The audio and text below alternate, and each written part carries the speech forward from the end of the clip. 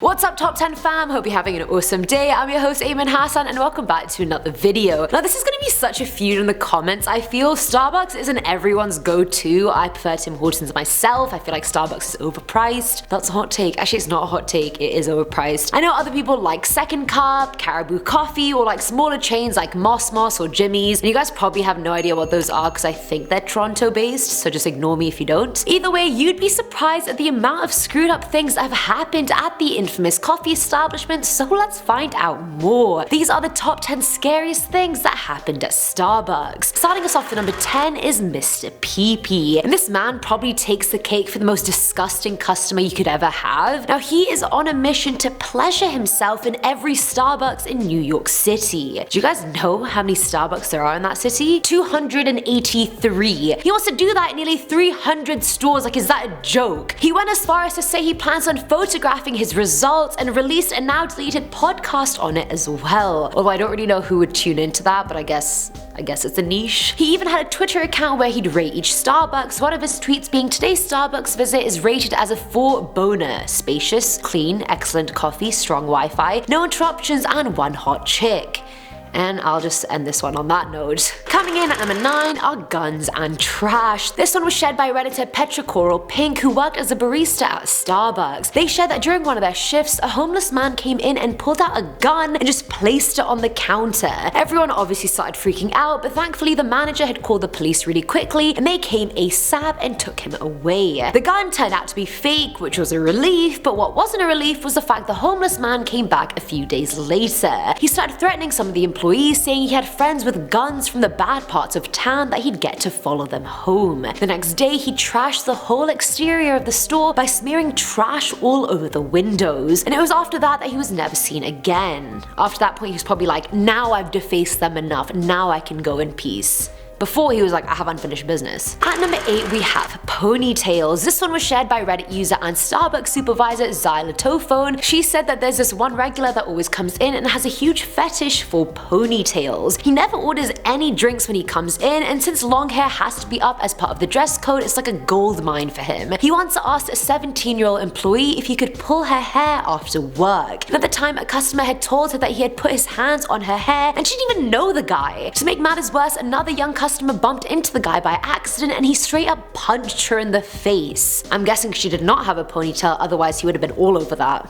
Filling our number 7 slot is the Fecal Guy. Now this one's from Starbucks Gossip and was shared by an employee. They said one morning a customer came in looking and sounding a bit drunk and had a baggie of what looked to be cocaine. He said he really had to use the bathroom, and not wanting to get into a sticky situation, the employees told him where it was. The man spent 20 minutes in there moaning and groaning, all the while the employees were just trying to keep calm and composed. He comes out and leaves without buying anything, and one of the employees go in to check the situation. Like, what are we dealing with here, people? Turns out the guy full on defecated in the sink before he left. The employee then went to their manager and told them that they should maybe label the sink and toilet so customers don't do that. I mean, I'm pretty sure customers know where to do what. This guy was just on another level of God knows what. I myself have never defecated in a sink. Just putting that out there. Now at number 6 is the hot water. So this one happened at a San Diego branch back in June of 2011. At around 5:45 p.m, a homeless man came in asking for hot water, which the shop gives out for free. After getting the water, he walked over to the condiment area wherein an employee walked up to him and told him that that was only for paying customers. He then threw the boiling water on her face and she was rushed to the hospital for second-degree burns on her chest and face. Dude, who hurt you? She was only saying the truth. It was just facts. You know when someone's just spitting facts and you're like, yeah, facts. That's exactly what she was doing. There's no need for that kind of retaliation. It's facts, you know? Facts. Coming in at number 5 is the message. So in July of this year, a customer went into a Starbucks in Cheshire and ordered a cappuccino. And now we all know the drill. You order, they ask for your name, they horribly misspell it, and then you get your drink and leave. But it was only when the customer got to work did he realize what the guy wrote on his cup. Now the barista had never asked him for his name and instead had written, "Would you rather no feet or no hands?" Who even asks that? Like, why would that come to your mind during your 8 AM shift at Starbucks? He said he was so put off going back there and was like, dude, people on the streets or at work probably thought I wrote that. But also, like, what was this barista going through? Like, bruh, chill. We don't need that at 8 AM in the morning. I'm just trying to get to work. I don't need you being creepy. It's already hard enough to wake up that early. God.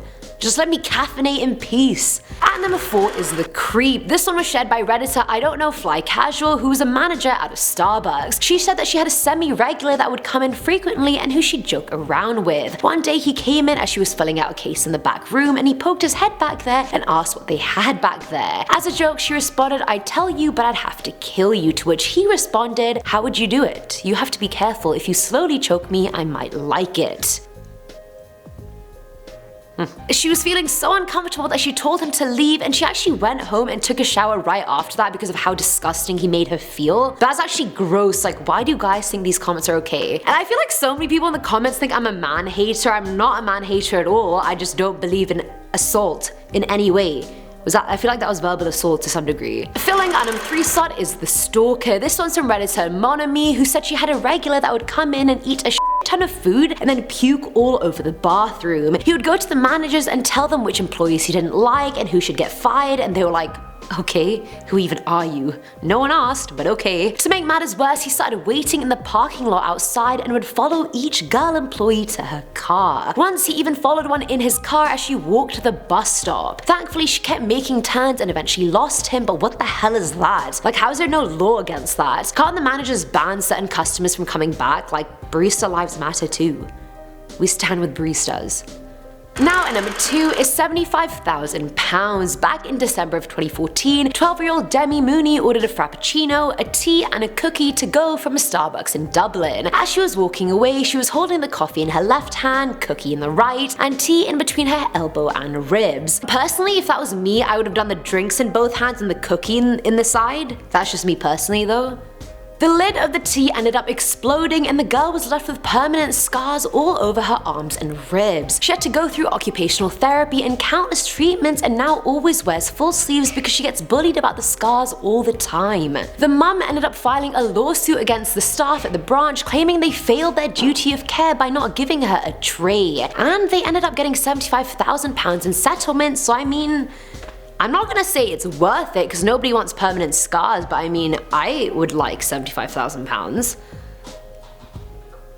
Wouldn't everyone? And finally, at number 1 is the mob. Back in 2012, at a Starbucks in the East Village, customers and employees barely escaped an anarchist mob. Customers hid under the tables as a mob of 25 metal pipe wielding protesters came into the shop and tried shattering the plexiglass windows. Thankfully, the window panes were unbreakable and none of the staff got hurt, but when the police got there, one sergeant was repeatedly hit with a pipe on his head and body. The point of the mob was to supposedly obstruct governmental administration.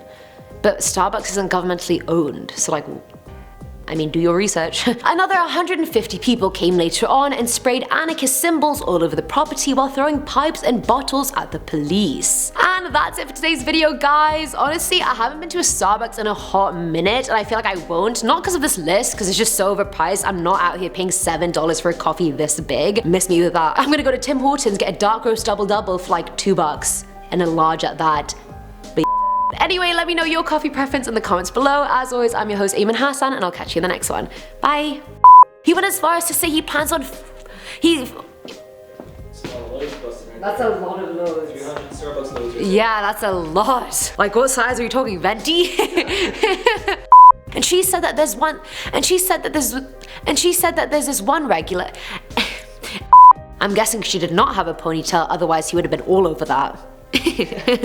I mean, I'm not wrong. He would have been all over producer Chris, who does have a ponytail.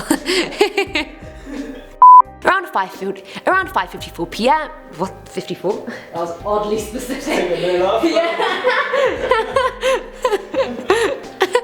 Around 6:02 p.m. No. He then just threw the boiling water. He just then. They're still gonna come at me in the comments. You're gonna be like, I just don't like the way you talk about guys, we're not all bad. And I'm like, okay, I never said that, you know what I mean? Yeah. Now at number 2, personally, if that was me, I would have done the drinks in both hands and the cookie in the side. That's just me personally though. Like literally no one asked. To do that. That's You know what I mean? That's smart. You know what I mean? Like never have the drink there, like that could spill the cookie, like it's gonna fall and break, like it's not a big deal. Good point right there. Thank you. Starbucks is privately owned, isn't it? No, isn't it? I thought it's a corporation. But like it's not governmental, 100%. Government's not, okay, anyway.